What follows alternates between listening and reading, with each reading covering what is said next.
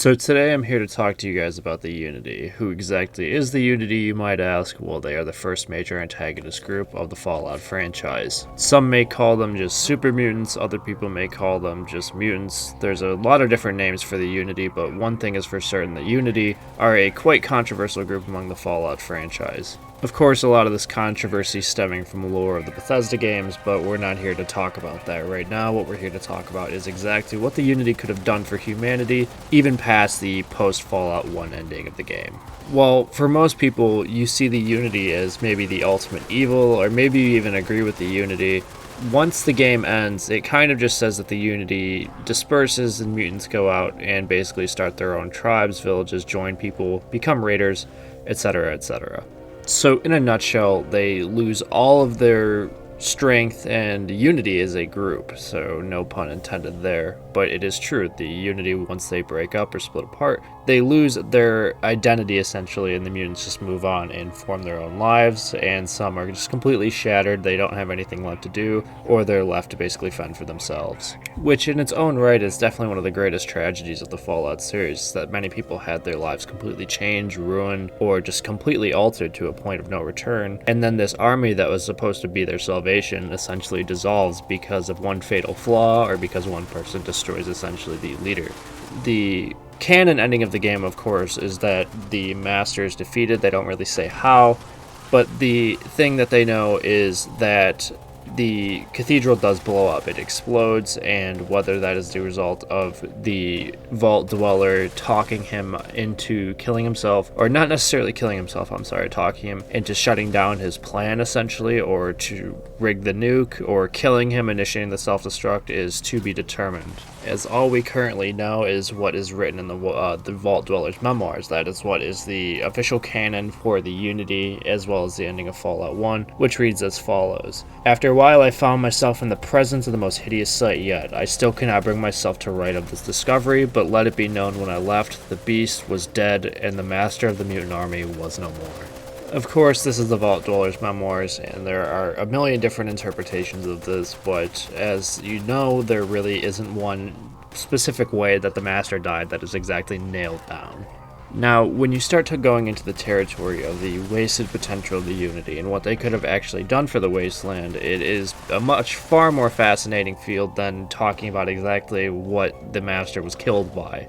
You see, the Unity still had a lot left to give. The Unity wasn't exactly dead. The plans were still well full in motion after the Vault Dweller destroyed the Master and essentially continued his journey onto the Vats. And I do believe that the ending where you tell him his misdoing is somewhat the most relevant, because if that was the case, the Unity, I don't think, would have just broken off so easily. I don't think the Master would have given up on his ideals and completely fallen into despair, because the Unity does have a lot left to give. The mutants are, in fact, equipped best to deal with the wasteland, as they have all the positives of the ghouls, where they don't get affected by radiation, they aren't affected by different things, and the gamma fields, everything like that, and combined with the fact that they're super strength, they're super resilient, the average mutant is pretty strong, they can pretty much almost tangle with someone in power armor. These are a group of people that can do the best for the wasteland and can actually help people and go to communities and actually help them thrive, because something like a mutant helping protect Shady Sands, for instance, that becomes the NCR, would be a huge help, because a super mutant obviously could just smash things like rad scorpions and all the other different threats of the wasteland.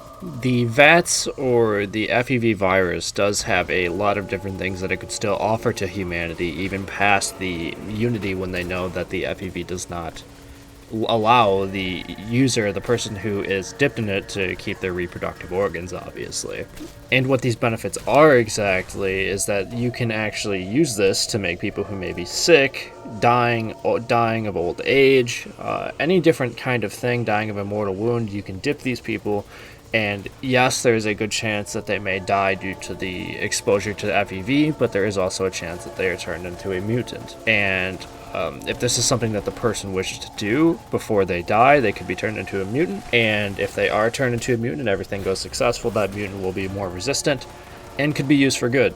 The Gen 2 mutants, even if they are stupid, they still listen to orders, and they are willing to help people. So say someone like Harry, if he was, say, like a dying man and was dipped in FEV and then assigned to, say, a town like Shady Sands, you could have him do something like a guard position or any kind of different kind of jobs, odd jobs, things like that. You could have them do, and they could help protect the towns. I think that is a huge thing that you could have had present in Fallout 2. I think the Unity still could have existed after Fallout 1, even with the Master. I think that is an incredibly wasted opportunity, because the Unity could have kind of became a Brotherhood of Steel type entity. I don't think it had to die after Fallout 1. While I understand that the Master obviously would have been in some kind of despair after losing his essentially life's work, it doesn't make sense for him to just give up. I think it would have been a very cool design choice, or a very cool story choice, especially because the mutants would be a main thing in the Enclave. Because the Enclave would have seen these mutants, they would have seen that they're helping these communities, and then it probably would have driven them even more to want to kill them because of the integration of mutants between humans, and you would have a lot less racial disparity between the two groups because you'd have the mutants helping the humans rather than trying to kill them or branching off into different raider groups.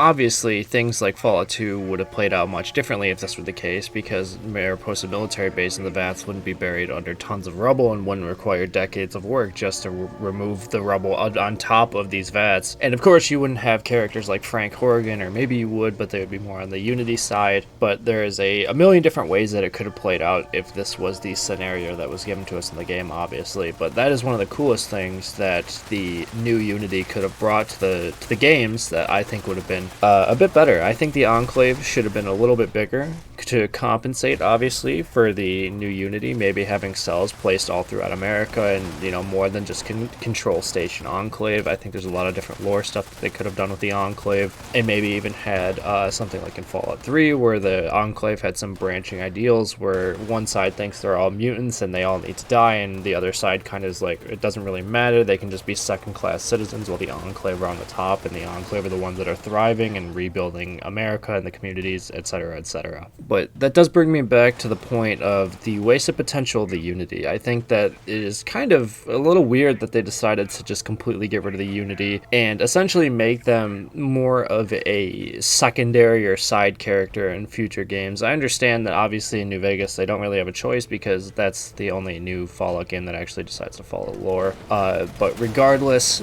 it is one of the coolest things I think in the Fallout series is the Unity next to the Enclave. I think they're both equally a very cool idea thrown into the Fallout universe, and they are some of the best that the Fallout universe has to offer. And it is really a shame how a lot of people these days, they play the new Fallout games, but then they don't even touch the older ones. And I think I do kind of want to do some video series about how maybe someone who is into the new games, but maybe not so cool or fond of the old games. And I really like bringing up questions like these because they're a little bit more niche, because not many people really know the ins and outs of the Enclave and the Unity of the past Fallout games, but it is still something that I think is very, very well worth mentioning, and I think is something that's really cool in the Fallout series that not too many people really get into, or just alternate lore. That's just something I kind of wanted to talk to you guys about today. Maybe some of the potential behind Unity. I want to do like a little part 2, but we're kind of going up on 10 minutes now, so I'm going to go ahead and cut this off here. I hope you guys enjoyed the video. If you like more Fallout rants or Fallout talks like this, feel free to go ahead and subscribe, all that good shit. Thank you guys for listening. There will be a part 2 coming up pretty soon here about the wasted potential of the Unity. Have a good day, guys. Peace.